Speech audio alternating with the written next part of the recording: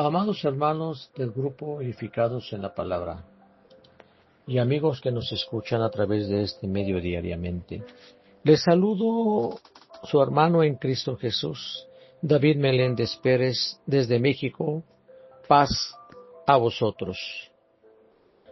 Es un privilegio, amados hermanos, estar con ustedes nuevamente en esta mañana para continuar con este estudio del libro de Mateo. Y ya estamos en la sexta semana, que tiene el eslogan que tenemos es Mateo, el Evangelio eclesiástico y didáctico.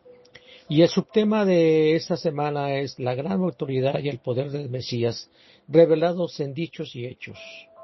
Y el tema que hoy vamos a estudiar, mis amados hermanos, tiene como nombre Jesús echa fuera demonios, salvando a los hombres. Para lo cual yo les invito, mis amados hermanos, tengan a la mano su Biblia y vayamos al libro de Mateo, capítulo 8, versos 28 al 34.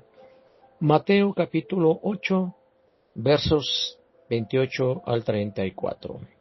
Esta versión de la Biblia de las Américas dice así: Al llegar Jesús al otro lado, a la tierra de los Gadarenos, fueron a su encuentro todos endemoniados que salían de los sepulcros, violentos en extremo, de manera que nadie podía pasar por aquel camino. Y gritaron: ¿Qué hay entre tú y nosotros, hijos de Dios? ¿Has venido aquí para atormentarnos antes del tiempo? A cierta distancia de ellos estaban paciendo una manada de muchos cerdos, y los demonios le rogaban: si vas a echarnos fuera, mándanos a la manada de cerdos. Vayan, les dijo Jesús. Y ellos salieron y entraron en los cerdos, y la manada entera se precipitó por un despeñadero del mar y perecieron en las aguas. Verso 33 y 34. Los que cuidaban la manada huyeron y fueron a la ciudad, y lo contaron todo, incluso lo de los endemoniados. Y toda la ciudad salió al encuentro de Jesús, y cuando lo vieron, le rogaron que se fuera de su región. Amén. Mis amados hermanos del grupo Edificados en la Palabra y amigos que nos escuchan, este pasaje que acabamos de leer nos muestra una de las agresiones más despiadadas de los demonios a la vida de los seres humanos. Y esto en la actualidad se le conoce como posesión demoníaca. Y al hablar, amados hermanos, del tema de la posesión demoníaca, el cual es muy amplio y con diversas opiniones que son muy controvertidas, y de ellas también incluye algunas que personas que niegan que existan una fuerza del mal en un mundo invisible, porque ellas piensan cómo es posible que en un mundo civilizado y científico y con demasiada inteligencia puedan aceptar a seres malos en un mundo invisible y que éstos tengan el poder de poseer a gente. Pero mis amados hermanos, nosotros que nos llamamos cristianos, que somos seguidores de Cristo, no pensamos así. Todo cristiano acepta la palabra de Dios como autoridad, y que esa misma palabra enseña la presencia del mal en el mundo, en el mundo espiritual, en el cual existen seres malos. Sí, hermano, así como en este mundo existen personas que son malas. La Biblia a estos seres malos les llama espíritus o malos espíritus. Jesús enseña sobre el comportamiento de los malos espíritus, esos espíritus inmundos que buscan la vida vacía del ser humano, que no tienen a Dios en sus pensamientos ni en su corazón. Y es ahí una gran oportunidad para que Satanás haga más daño. Dice Lucas capítulo 11, versos 24 al 26. Lucas capítulo 11, versos 24 al 26.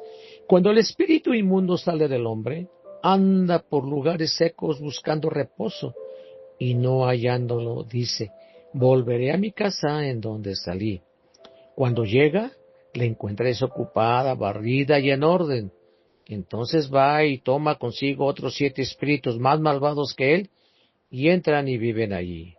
Y el estado final de esta persona es peor que el primero. No hay que confiarse, hermanos.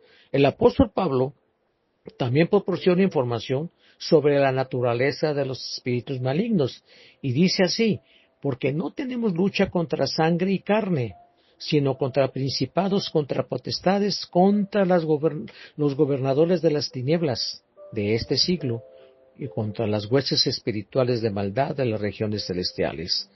Efesios 6, verso 12. Así que, amados hermanos, el verdadero enemigo oculto está tras ellos. Es el mismo Satanás contra quien es nuestra lucha. Pero usted, como ya lo comenté, y así como yo, como creyentes que somos, debemos estar firmes en la fe y no tenemos nada que temer. ¿Y sabe por qué, hermanos? Porque somos bendecidos. Sí, bendecidos con toda bendición espiritual en lugares celestiales, como lo dijo Pablo a los Efesios capítulo 1, verso 3. La reflexión del día de hoy está centrada sobre este milagro de Jesús, en el cual está demostrando su poder para liberar a los hombres de las fuerzas más tenebrosas e imaginables. A estos 2 hombres, poseídos por demonios, que nos afrontan con la idea de la posesión diabólica, que en esa época era común o normal, y así lo narran los evangelios, mis hermanos. Pero es importante mencionar que en el mundo antiguo, en el mundo de la época de Jesús, se creía incuestionablemente o intensamente en los espíritus malos. Para ello, había diferentes opiniones entre ellas. Por ejemplo, en el pensamiento griego, se designaba así a los espíritus malos, en particular a los de los muertos que ejercían su maleficio como fantasmas. Otros decían que existían desde el principio del mundo y que en el aire estaba tan lleno de estos espíritus que no era posible insertar en él la punta de una aguja sin encontrar algunos. Algunos más decían que los espíritus de los malvados que ya habían muerto y que hasta después de la muerte trataban de hacer todavía más daño. Otros más decían que habían 10,000 en la mano derecha de cada persona y otros 10,000 en su izquierda. Y todos estaban esperando la oportunidad para hacer daño a la gente. En el pensamiento judaico y en especial en los rabinos, también aparecen los demonios, pero aquí aparecen más explícitamente como seductores de las personas y enemigos de Dios, y a veces relacionados con los hijos de Dios, como dice Génesis 6, verso 1 al 4. Con este pensamiento y otros más, los rabinos acusaban a Jesús de tener un demonio frente a las evidencias de los milagros del Señor. Puede ser Juan 7:20 y voy a permitirme leer Juan 10:20. Y muchos de ellos decían: tiene un demonio y está loco. ¿Por qué le hacen caso? Pero al contrario, mis hermanos, Jesús actuaba con autoridad y con poder sobre los demonios, confirmando que Él es el más fuerte, que entró en la casa del fuerte. O sea, en la casa de Satanás, lo ató y ahora saquea sus bienes. Marcos 3:27. Ahora volvamos al texto de 28 de capítulo 8 de Mateo. Fueron a su encuentro 2 endemoniados que salían de los sepulcros, violentos en extremo, de manera que nadie podía pasar por aquel camino. Eran especialmente esos seres peligrosos para las familias que viajaban con niños en el calor del mediodía, y también entre la puesta del sol. Y también eran peligrosos para los viajeros solitarios y principalmente cuando viajaban por las noches.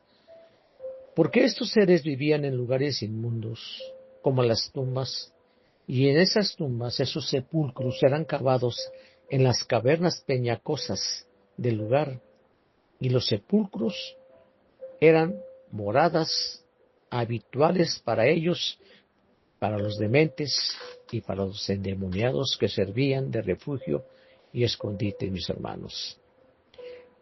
Los habitantes del lugar los encadenaban con la finalidad de que no hicieran daño. Sin embargo, con una fuerza sobrehumana se quitaban las cadenas burlándose de ellos porque nadie los podía dominar. Marcos 5:4, parafraseando este texto. Pero también en el Evangelio de Marcos dice: cuando vio pues a Jesús de lejos, corrió y se arrodilló ante él. Marcos 5:6, diciendo: ¿qué hay entre tú y nosotros, Hijo de Dios? ¿Has venido acá a molestarnos antes de tiempo? Ante este cuadro, mis hermanos, este cuadro de sufrimiento de estos seres poseídos, Cristo se preocupa por todo el ser humano. En este caso en particular, se preocupó por ellos, tanto como cualquier otro, yendo a donde nadie se atrevería a ir. Dice la Escritura que estos hombres vivían en los sepulcros o en el cementerio. Haciendo un poco de ecología de este verso, estos hombres, mis amados hermanos, representan a los seres humanos que viven sin Cristo, que viven en sus pecados y que están alejados de Dios, y por algunos pueden estar poseídos del mal, se alejan de sus familias, de sus amigos, y algunas veces también quizás nosotros estuvimos ahí.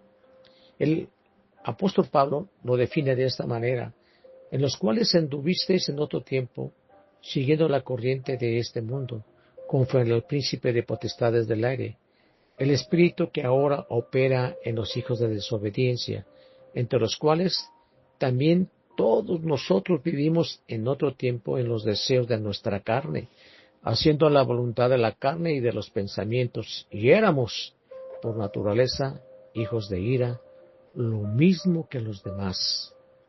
Así que, hermanos, no olvidemos eso.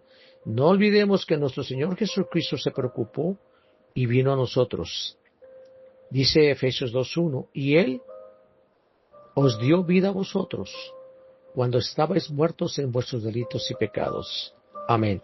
Así que, amados hermanos, esto era necesario verlo de esta manera, porque los que no aceptan a Cristo están muertos en vida y siguen poseídos de su maldad, porque siguen al mundo. Dice el apóstol Pablo a Timoteo, pero el que se entrega a los placeres defrenados, aún viviendo, está muerta. 1 Timoteo 5:6. Qué triste es ver, amados hermanos, hasta dónde puede llevar la trascendencia del mal, que hace que la persona se entregue paso por paso al mal, dando cabida al egoísmo, a la codicia, a las cosas materiales que el mundo ofrece, a las riquezas y al reconocimiento personal, y sobre todo al poder, ese poder que aspiran para querer controlar el mundo por ambición. Todo esto hasta llegar totalmente al mal o terminar poseídos por los demonios y con ello arruinar su vida y la de otros.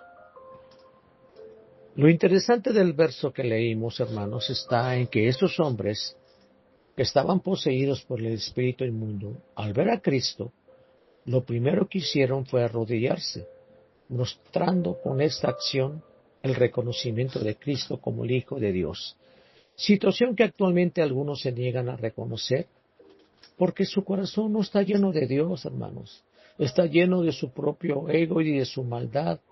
Y las reacciones de la maldad, como ya lo dijimos, es el egoísmo, el enojo, la venganza, la amargura, entre otras. Y eso nos vuelve crueles, rebelándose contra Dios y reconociendo el tormento del juicio venidero hacia ellos. Yo quiero preguntar, amados hermanos, ¿cuántos de nosotros protestamos y pasamos por tiempos en que no queríamos la presencia de Dios en nuestras vidas? ¿Cuántos negamos nosotros la palabra cuando alguien nos ofrecía? ¿Cuántos negamos cuando nos invitaban a la iglesia? ¿Cuántos estábamos así? Así como los dos endemoniados decíamos, le dijeron a Cristo, ¿qué hay de tú y nosotros, Hijo de Dios? ¿Has venido acá a molestarnos antes de tiempo? Quizás nuestras palabras eran otras, pero estábamos rebeldes. Quiero decirles, mis amados hermanos, que no es el conocimiento de la existencia de Dios lo que convierte a una persona en hijo de Dios. Lo que realmente convierte a una persona como hijo de Dios es que uno entre en una relación íntima con Él. Sí, amados hermanos, que esa relación sea íntima con el Señor y sobre todo reconociéndolo como nuestro Dios. Porque Él nos la ofrece y no es al contrario, hermanos. Nosotros no podemos hacernos mismos hijos de Dios. Y en este caso Jesús fue hacia los endemoniados a pesar de sus protestas y desafíos de estos seres que reconocieron el tormento y el juicio venidero hacia ellos. La razón de este acercamiento fue porque Cristo sabía que estaban morando en estos dos hombres, hiriéndolos física y mentalmente, así como espiritualmente, a lo que Cristo procedió a liberar a esas dos personas de esa influencia maligna, expulsándolos de ellos a una manada de cerdos. Pero esa expulsión fue a petición de estos espíritus malignos o impuros. Al entrar en esos animales, ellos provocaron que se desbarrancaran y murieran. Por eso es importante recalcar que no fue Jesús quien los mató. Fueron ellos mismos que sabían que iban a morir y pidieron ir al hato de cerdos. Mateo 8:32 dice, y Él les dijo, id, y ellos salieron y se fueron a aquel hato de cerdos. Y he aquí, todo el hato de cerdos se precipitó en el mar por un despeñadero y perecieron en las aguas. A esta acción, la gran mayoría de la gente religiosa le llama exorcismo. Y el exorcismo viene de la palabra griega exorquizo, que quiere decir adjurar, que significa la expulsión de demonios por medio de encantamientos, hechizos, conjuros mágicos, hechicerías, etc. Pero nosotros, quiero decirles que sabemos que nuestro Señor Jesucristo echaba fuera los demonios con solo hecho de su palabra, sin intermediar ceremonias, ritos o alguna fórmula mágica. El resultado de su palabra fue que los hombres fueron salvados y los malos espíritus fueron echados fuera. Con solo el hecho de decir, sal fuera, como está escrito en Marcos 1:25. Pero Jesús le reprendió diciendo, cállate y sal de él. Ese es el poder de la palabra del Señor. Así que no podemos pensar que ninguna persona, amados hermanos, no tiene esperanza de ser salva, aunque sea rebelde y desafiante a Dios. Cristo puede alcanzarlos por medio de nosotros, porque su palabra tiene poder, amados hermanos. Simplemente es que nosotros vayamos hacia ellos en el nombre de nuestro Señor Jesucristo, y Él las salvará de sus ataduras para convencer a los incrédulos del poder de Dios. Como fue el caso de los dos endemoniados, los incrédulos eran los fariseos y los saduceos y otras personas que tenían que ver con la verdad, que tenían que ver la verdad del Evangelio. Jesús, amados, escuche bien, Jesús les dio poder para echar fuera al demonio, a los demonios, a los 12, a los 70 y al resto de los discípulos. Sanad enfermos, limpiar leprosos, resucitar muertos, echar fuera demonios, de gracia recibisteis, dad de gracia.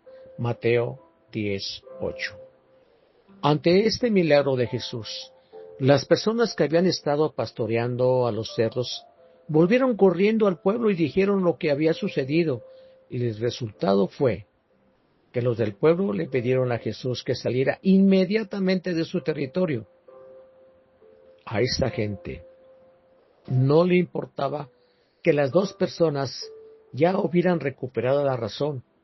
Lo que más les importaba a ellos es que se habían quedado sin puercos y habían sufrido pérdidas económicas, mostrando con ello el egoísmo humano, como sucede muchas veces en la actualidad, y haciendo referencia al dicho popular que dice: me importa un comino lo que pase a los demás, siempre que no sufra mis ganancias y mi comodidad y mi tranquilidad.